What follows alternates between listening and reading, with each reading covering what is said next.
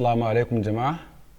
A ci gaba da bidiyo dinmu kashi na uku, insha Allah yau za mu ci gaba da magana akan paragraph da line space da kuma order and unorder list.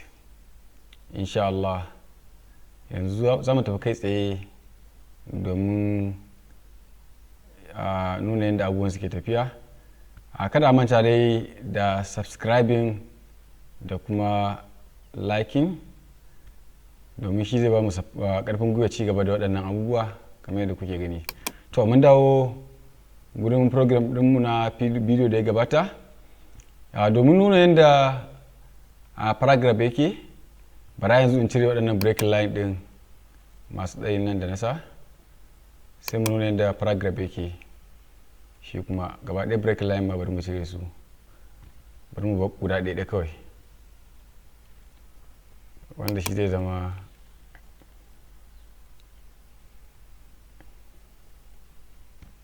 ya bai shi normal yadda abin yake.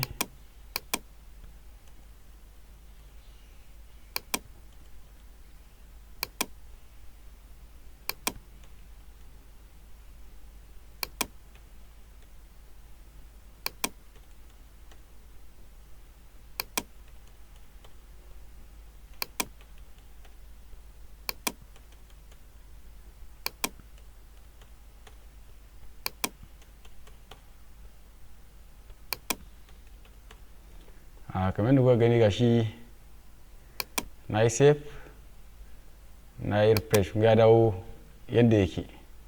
To yanzu za mu nuna yadda paragraph yake. Shi kuma shi ma kusan kamar wancan da yanzu paragraph shi zan zo nan daga nan nake so ya zama paragraph ɗaya p na sa paragraph ɗaya. To daga nan nake so in raba su, ko ina so mai da su paragraph guda biyu, sai in sa wani paragraph din anan, sai in sa closing paragraph anan. Yanzu na rufe wannan nan ya zama paragraph. Bari in yi saving ku yanda zai zama. Kafin mu refresh ga yanda yake, mun yi refresh ga shi ya raba wannan paragraph din daban, nan side din daban. So wannan shine yanda ake sa paragraph. So idan ka sake komawa nan ka ce to ina so wannan mara raba shi, nan ya zama paragraph na shi mai zaman kanshi p, daga shi da ina da shi da wannan line nake so su zama, sai sa closing. Amfanin closing shine din da ka kulle kana nuna cewa ban da wannan gurin kenan. Idan baka kulle ba kuma zai yi wa layukan tun daga kan wannan layin har layin karshe duk zai samu irin wannan halayyar. Wanga da nan ma ka sake raba su, ka ce nan daban kake son sa, nan ma daban kake son sa. Wannan shine amfanin paragraph a computer. Sai mu tafi mu nuna yadda ake nuna breaking line ko line break. Ga shi ne yanzu kamar nan wannan line guda ina so in karya shi ta hanyar sa line break. To shi kenan mun yi shi ma wannan barin ka nuna kamar nan wall tun kawai ina sa br. Shi kenan yanzu za ku ga wannan line ya karye, wannan line na b kenan. Ban gani gashi nan ya karye wall din nan. To wannan shi line break, dama na nuna shi dazu. To yanzu sai line space za mu sa, shine abin da bamu nuna ba wannan muka ce daman zamu. Bari cire wannan breaking line din, na yi save ya kuma yadda yake. To yanzu ina so sa line space a cikin wannan na sama. To shine to a HTML ba da wasa da wani layi space kwaya ɗaya ya sani. Yanzu kamar daga nan a word din ko barin da wajen hello din nan, inda kun gani tsakanin nan da nan space ɗaya na bari. To ina zan ƙara buɗa shi, bari ku ga kun ga na buɗa shi, kashi na kawo shi hannun gurin. Ya kamata a ce in muka yi refresh mu ga gurin ya faɗi. To yanzu ba abin da zai ƙara saboda ita browser ba ta san wannan space din ba, kawai space ɗaya ta sani. Bari kun ga na yi save. Yanzu na ji na refresh ba abin da zai canja. Kun gani ko ba wani ƙarin space akan wannan. So idan ina so in sa wannan space din, sai yanzu tafa code din da muke sa space da shi. Bari da shi normal yanda yake. gani na da shi yadda yake. So idan ina so in sa space sai dai in zo ina so in ƙara space a nan, sai in danna shift, sai in danna wannan alamar, sai in sa NBSP, sai in sa semicolon. So haka zan yi shi, bari in copy shi in ƙara ɗan yin su da yawa ku gani. Control C, Control V. To yanzu idan na save na refresh, ta ga space din ya ƙara budawa. Gani gashi ne ya ƙara space ɗaya a wannan. To idan ina so sai in ƙara sa su da yawa, bari in ƙara pasting. To kun ga da space din da na sa, muna da space 1, 2, 3, 4, 5, 6, 7, 8, 9, 10. Muna da space 10 har wannan space din nasu na farko. To bari in yi saving ku ga inda zai buɗe shi. Ga da buɗe nan space din. To wannan shine kawai ya san space.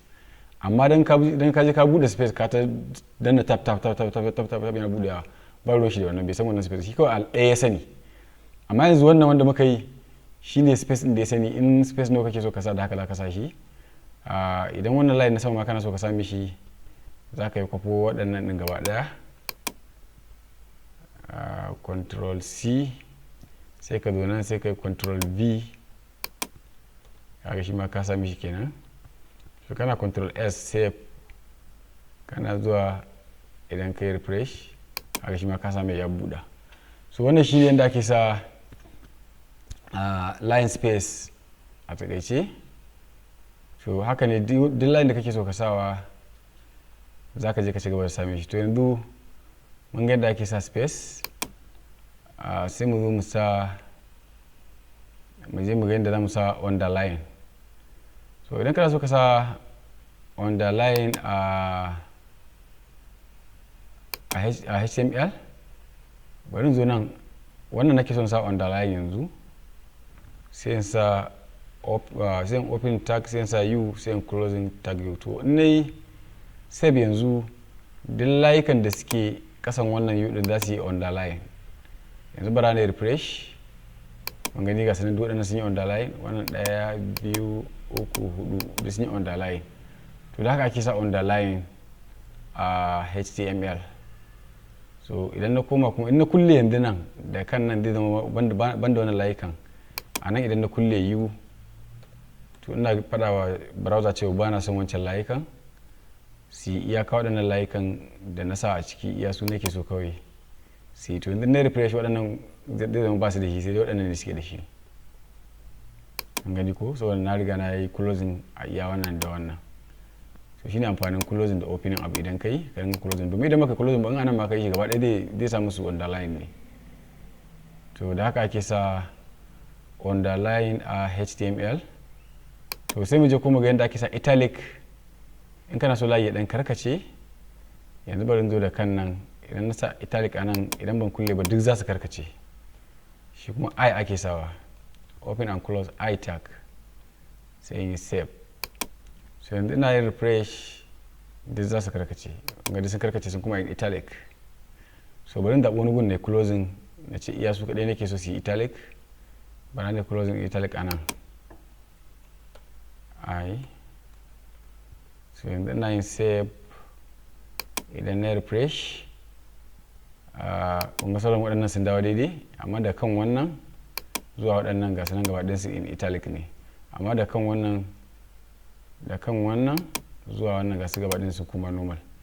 So haka ake sa italic. In kana so ka sa bold kuma ya ɗan ƙara ɗan kauri kaɗan, sai ka zo bari zo nan jikin wannan sai ka buɗe B, a nan sai ka zaɓi yawan da kake so su yi da kan nan, sai ka kulle B ɗinka. To zai zama ya ɗan ƙara yin bold, na yi Control S, idan kai refresh, kuma waɗannan yasu sun yi bold, da wannan sun ƙara kauri, bold sun fi waɗannan kauri. To shi ne ta haka ake sa wannan bold ɗin idan kana so ka sa bold kenan. So a taƙaice haka ake sa wannan bold ɗin. So idan kana so ka sa horizontal line,